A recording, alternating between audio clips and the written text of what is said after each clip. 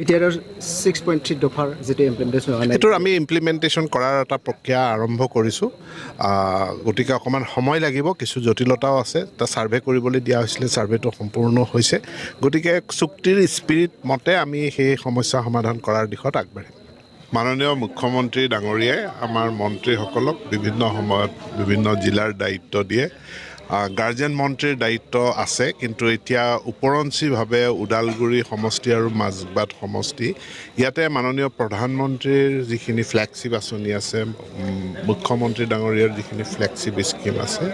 সেই স্কিমসমূহৰ ৰূপায়ণ কেনেধৰণে হৈ আছে সেইটো পোনপটীয়াভাৱে তদাৰক কৰাৰ কাৰণে আমাক দায়িত্ব দিছে আৰু যিহেতু ভাৰতীয় জনতা পাৰ্টি UPPL AGPৰ মিত্ৰজোঁটৰ চৰকাৰ চলি আছে আজি মই প্ৰথম দিনা দুইটা দলৰ লগত কাৰ্যকৰ্তাসকলৰ লগত মত বিনিময় কৰিছোঁ আৰু মই প্ৰত্যেকটো মাহত 3 দিনৰ কাৰণে উদালগুৰি আৰু মাজবাট সমষ্টিলৈ আহিম আৰু জনসাধাৰণৰ যিখিনি জ্বলন্ত সমস্যা আছে এইখিনি সম্পৰ্কেও মই নিৰীক্ষণ কৰি মাননীয় মুখ্যমন্ত্ৰীক প্ৰতিবেদন দাখিল কৰিম সমাগত 2024 যি লোকসভা নিৰ্বাচন সেই লোকসভা নিৰ্বাচনৰ ওদালগুৰি আৰু দৰং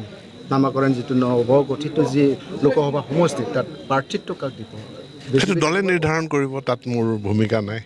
সেইটো দলে নিৰ্ধাৰণ কৰিব যেহেতু মিত্ৰতাত আবদ্ধ হৈ আছে দুইটা দল গতিকে যৌথ মিটিঙত আলোচনা কৰি সময়ত প্ৰাৰ্থিত্ব ঠিক হ'ব BTR 6.3 দফাৰ যেটো ইমপ্লিমেন্টেশন হয় এটো আমি ইমপ্লিমেন্টেশন কৰাৰ এটা প্ৰক্ৰিয়া আৰম্ভ কৰিছো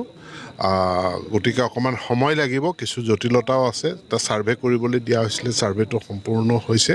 গতিকে চুক্তিৰ স্পিৰিট মতে আমি সেই সমস্যা সমাধান কৰাৰ দিশত আগবাঢ়িম